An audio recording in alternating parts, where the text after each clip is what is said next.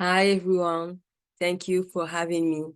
So today we are discussing whether left-Black coalitions are beneficial for the liberation of Black people, especially in their fight for abolition in the US. I will submit that it is not emancipatory for Black people to force themselves to insert their lived experience of violence in the carceral systems into left coalitions' analytical framework. To support my position, I will use a critical genealogy approach with a Fanonian Afro-pessimist perspective to analyze the memoirs of 4 influential leaders from the US.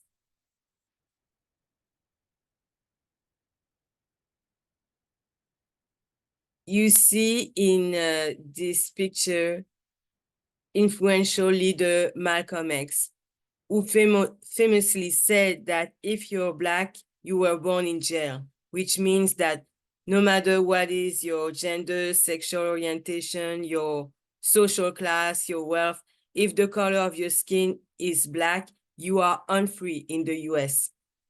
To be more precise, if you are a Black male, you are part of the most vulnerable group to the violence of the carceral systems. You are at a higher risk of being killed by the police.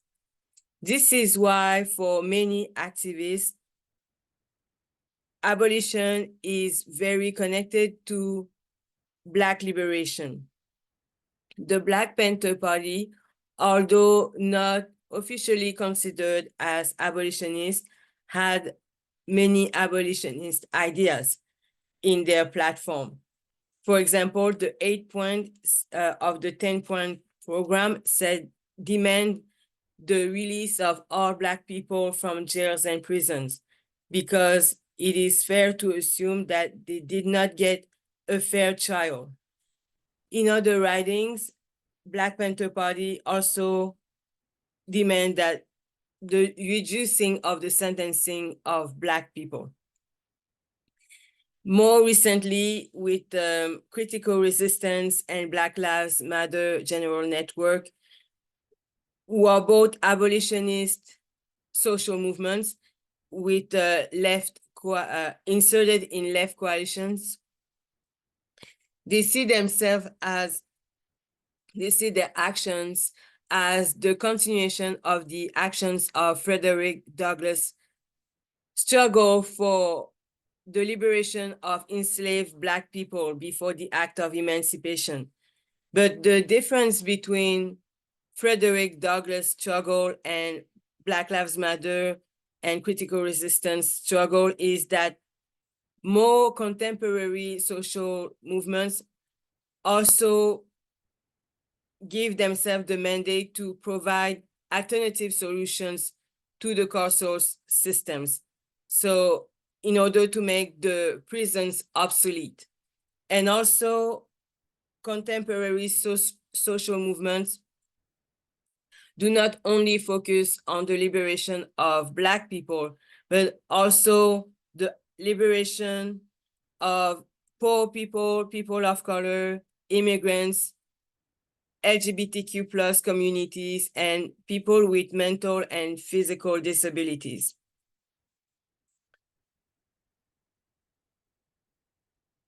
And you see here an example of the translation of the Marxist analysis into a political practice with Fred Hampton from the Black Panther Party, with the Young Patriots, who identify themselves as white working class and migrant Southerners. But as Frank B. Wilderson, the Afro-pessimist, observed, if you want to be part of this type of coalition, you must believe that all the people that you are trying to liberate with this abolition practice, all these people are positioned politically as human beings.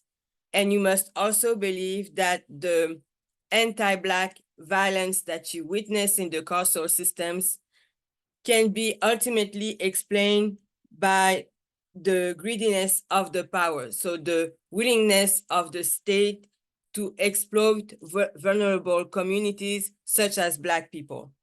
And finally, if you want to be in this type of coalitions, you must believe that anti-Black racism is somewhat similar qualitatively to all other types of racisms. But the challenge that Wilderson and the other Afro-pessimists pose to the left coalition is, what if the anti-Black violence that you see in the carceral systems, it cannot only be explained by the greediness of the power, but the fact that there is a collective catharsis and Black people, as conceptualized by Fanon, and Black people are the outlet in which non-Black people can channel the aggressiveness towards in order to maintain the society stable. Can the left coalitions handle these recent Afro-pessimist studies? And in order for me to support my position that left coalitions are not emancipatory for Black people, I will do a critical genealogy, starting with Huey P. Newton, who was an influential figure in the social movements. He was the co-founder and co-leader of Black Panther Party, and in his memoirs, Revolutionary Suicide, you see some problematic rhetorical codes. So in order for me to analyze these memoirs, I use Roland Barthes' terminology and Hortense Spiller's terminology. Why? Because this is what Afro-pessimist Frank B. Wilderson did when he analyzed memoirs, and this is an Afro-pessimist perspective. So we see pro-heretic codes and pornotropes in his memoir, which means that pornotrope is when you provide to your readers captive, dead Black bodies in order to satisfy their voyeuristic desires. So Newton does that with the passing of Bobby Hutton when he was killed by the police, and his own degradation when he was tortured by the police in the hospital. So it's just graphic description of violence to satisfy sexual desire, to see Black cadavers. And also he used pro-heretic codes in order to describe that violence. So it's just action sentences. So you create the suspense, or you grab your reader's attention with actions instead of making them ask questions. So whenever there is a question, the author provides answers. So if, for example, police shot someone and you as the reader, you wonder what will happen next, the author will provide the answer because it's an uninterrupted sequence of actions. So you will see what happened next, but that's not what you want in an epistemology of resistance. You don't want the reader to ask what will happen next, but you want the reader to ask why this violence is happening. And you also see symbolic codes in the sense that Newton accepts crime as a notion that the power provides without questioning. So symbolic codes is when you have signification derived by antithesis. For example, guilty and innocent. So if some Black Panther Party member steals or possesses drugs, Newton will expel them because he accepts this code, crime code imposed by the power. And so he wants to respect the law, and he will sacrifice his own community. So this is contradictory. So he fights the power, but he accepts the codes from the power. With Cleaver, Edwidge Cleaver, it's different. He was also a member of the Black Panther Party until he got expelled by Newton because he challenged his leadership. And Edwidge Cleaver was also co-leader of Black Liberation Army. And he left us with two autobiographies. And in one of them, he described the death of Bobby Hutton. But it's different than Bobby Hutton, little Bobby. So it's different than Newton because you have proheretic codes, but you also have hermeneutic codes in the sense that Cleaver asked himself questions. So he described the violence of the death of Bobby, but after that description, he wondered, why am I alive? Why did little Bobby die? It was not a miracle, it just happened that way. So the sequence of action is interrupted and the readers are forced to stop in front of that violence and ask themselves questions. And they also are forced to put themselves into the perspective of the author, which is desirable in the epistemology of resistance.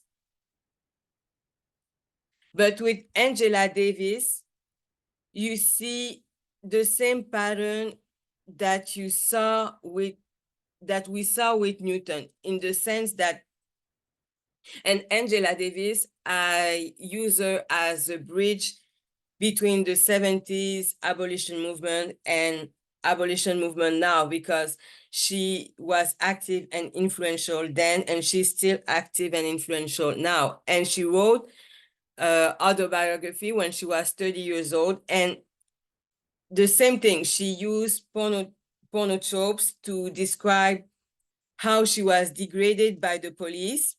So she provides to the reader images of Black captive bodies.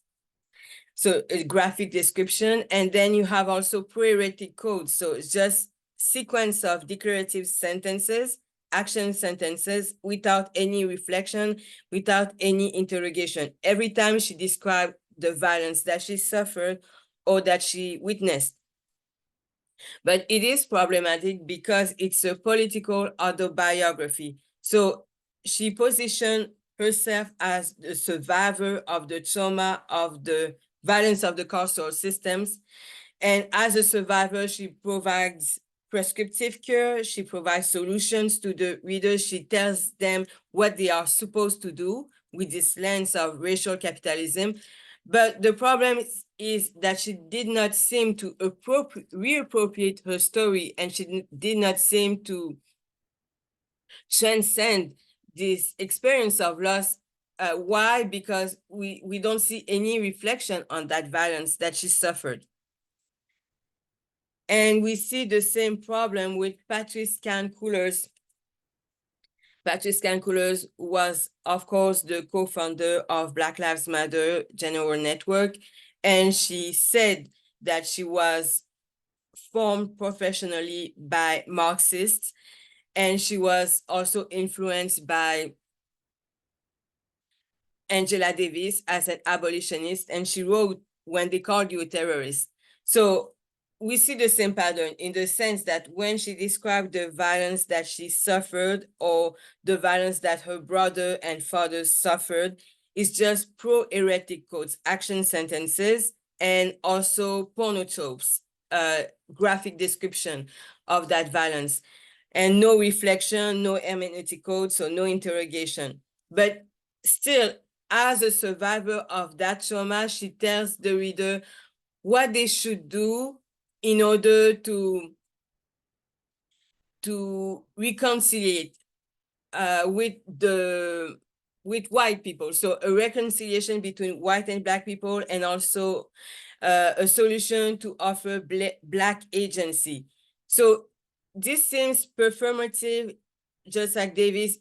It seems like it's a commodification of trauma, because the trauma is like a product. It's congealed, petrified, frozen, and so you use that to sell the solution, which is with the lens of racial capitalism. So this is problematic in epistemology of resistance. So what we saw is that influential leaders use pornotropes, proheretic codes, and symbolic codes to describe the violence that they suffered or witnessed in the carceral systems. And the conscious, explicit concerted with the editor's effort to attract non-Black allies among the left groups might be the reason why we saw this happening. Indeed, we saw that with Frederick Douglass when he was working with white abolitionists to fight against slavery. So Douglass was called to testify about the violence of the slavery, and abolitionists told him, just tell them the facts. Leave the philosophy, the reflection to us.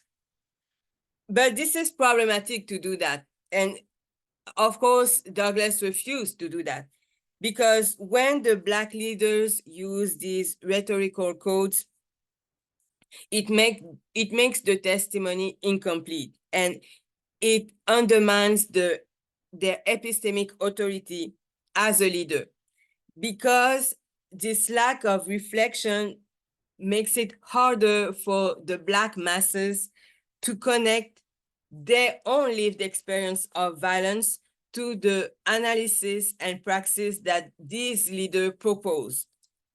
So what we want to do is to amplify the voices of Black leaders who use hermeneutic codes in their narratives, because we want to mobilize the Black masses to the fight for abolition. Thank you.